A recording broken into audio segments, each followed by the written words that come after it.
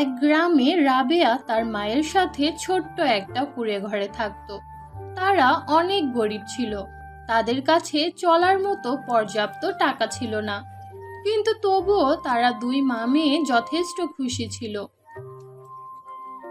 মা, আমাদের গ্রামে তো মেলা হচ্ছে, সবাই মেলাতে নতুন নতুন জামা পরে যাবে।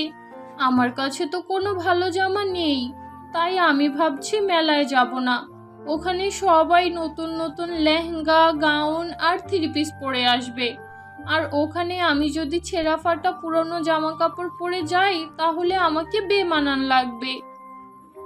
মা রে, আমার কাছে টাকা থাকলে আমি তোকে সোনার লেহেঙ্গা বানিয়ে দিতাম, কিন্তু আমার কাছে তো একটা টাকাও নেই।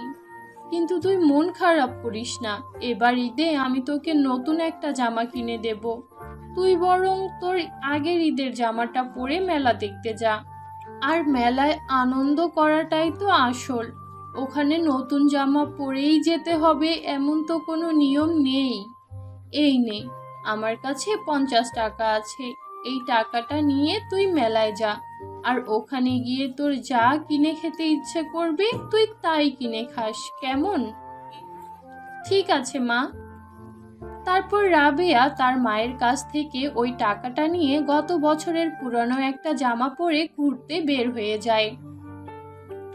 মেলায় গিয়ে সে অনেক কিছু দেখে, সেখানে থাকা সবাই অনেক আনন্দ করছিল আর নানান রকমের জিনিস কিনে খাচ্ছিল, কিন্তু রাবেয়া কিছুই করে না।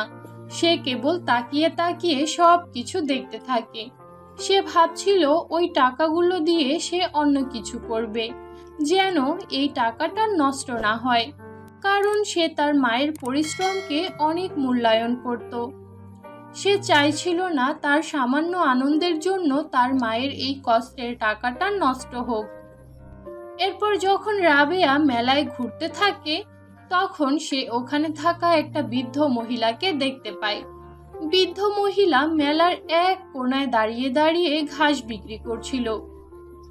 বুড়িমা, তুমি এগুলো কি বিক্রি করছো?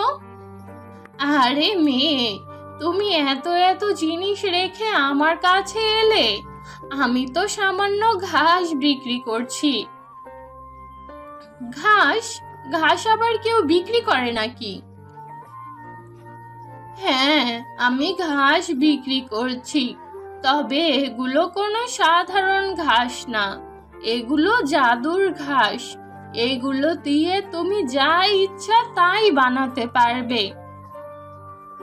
বুড়িমা, আপনার এই সবগুলো ঘাসের দাম কত? বেশি না বেটি, 50 টাকা। রাবেয়া মনে মনে ভাবছিল এই বুড়িমা হয়তো টাকার জন্য ঘাস বিক্রি করছে, তার টাকার খুব দরকার। মা তো বলেছিল কোনো অসহায় লোকের সাহায্য করলে উপরওয়ালা খুশি হয়। এই বুড়িমার অবস্থা এতটাই করুণ যে সে ঘাস বিক্রি করছে। আমি যদি এই 50 টাকা বুড়িমাকে দিয়ে দেই তাহলে সে নিশ্চয়ই একবেলা খাবার খেতে পারবে। তাহলে তাকে এই রোজার মধ্যে কাঠফাটা রোদে দাঁড়িয়ে ঘাস বিক্রি করতে হবে না। বুড়িমা, এই নিন 50 টাকা। এই 50 টাকা দিয়ে আমি আপনার সব ঘাস কিনে ফেললাম। এখন আপনি এই রোদের মধ্যে আর কষ্ট করবেন না। আপনি বরং আপনার বাড়ি ফিরে যান আর এই 50 টাকা দিয়ে কিছু বাজার কিনে নিন। ঠিক আছে মেয়ে, তুমি অনেক ভালো। আমি তোমাকে অনেক অনেক দোয়া করলাম, উপরওয়ালা যেন তোমার মনের সব ইচ্ছা পূরণ করে। এইটুকু বলে বুড়িমা সেখান থেকে চলে যায়, আর রাবেয়া ওই ঘাসগুলো নিয়ে বাড়ি ফিরে যায়। কি রে মা, তুই তো মেলায় গিয়েছিলি, এই ঘাসগুলো কোথা থেকে কেটে আনলি? না মা, আমি এগুলো কেটে আনিনি। এক বুড়িমা মেলার মধ্যে দাঁড়িয়ে দাঁড়িয়ে এই ঘাসগুলো বিক্রি করছিল। আমি যখন তার কাছে গিয়েছি তখন সে বলেছে এগুলো নাকি জাদুর ঘাস। আমার কাছে তো মনে হচ্ছিল ওই বুড়িমার টাকার অনেক প্রয়োজন, তাই সে বাধ্য হয়ে ঘাস বিক্রি করছে। আমি এমনিতেই এই ঘাসগুলো কিনে নিয়েছি, যেন বুড়িমার রোজা রেখে রোদ্রে দাঁড়িয়ে কষ্ট করতে না হয়। আমার মেয়েটা এত লক্ষ্মী।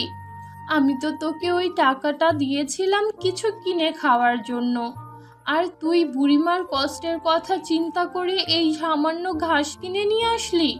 সত্যি উপরওয়ালা তোকে নেক হায়াত দান করুক।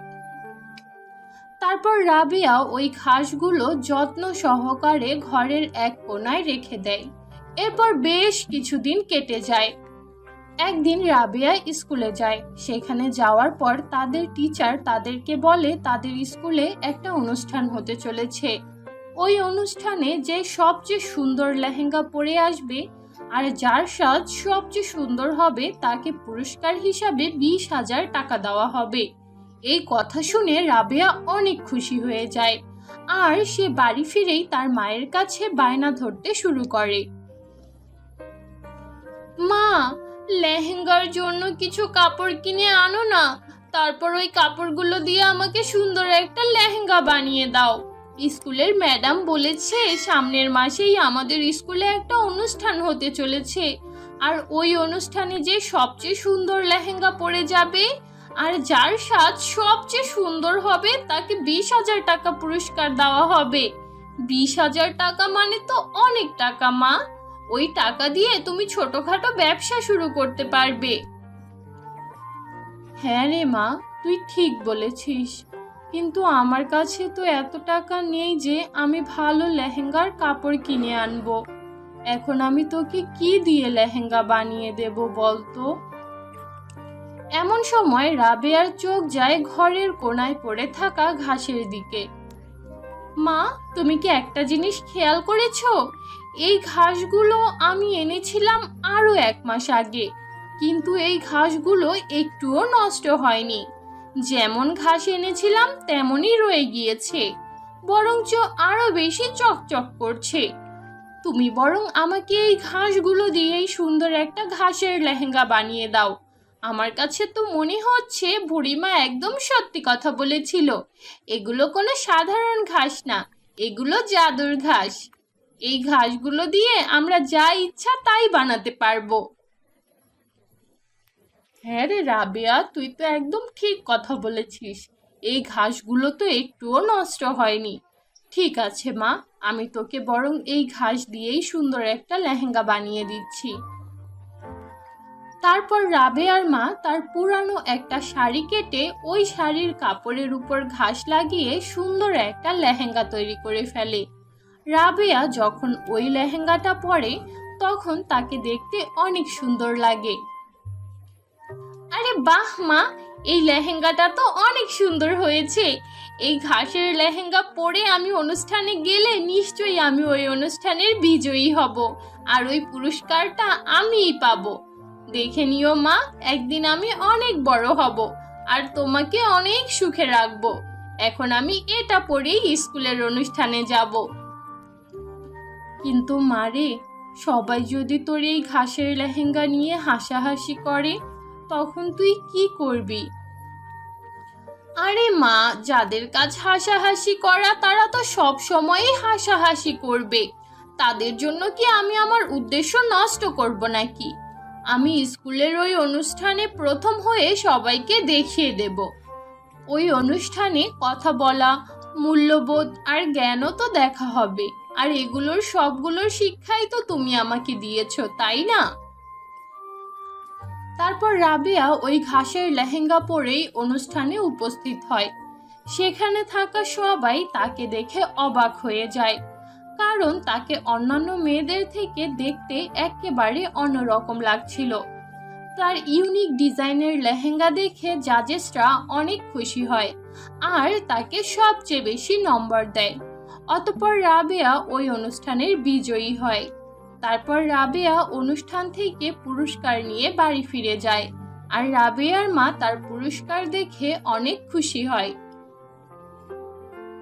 তো বন্ধুরা, এই ছিল আমাদের আজকের গল্প। আশা করি গল্পটি তোমাদের কাছে খুব ভালো লেগেছে। ভালো লাগলে আমাদের আজকের গল্পটিতে একটি লাইক দাও, কমেন্ট করো আর তোমার বন্ধুদের সাথে শেয়ার করো। আর যদি আমাদের চ্যানেলে নতুন হয়ে থাকো তাহলে আমাদের চ্যানেলটি সাবস্ক্রাইব করে পাশে থাকা বেল নোটিফিকেশন অন করে দাও। তো দেখা হচ্ছে পরবর্তী ভিডিওতে।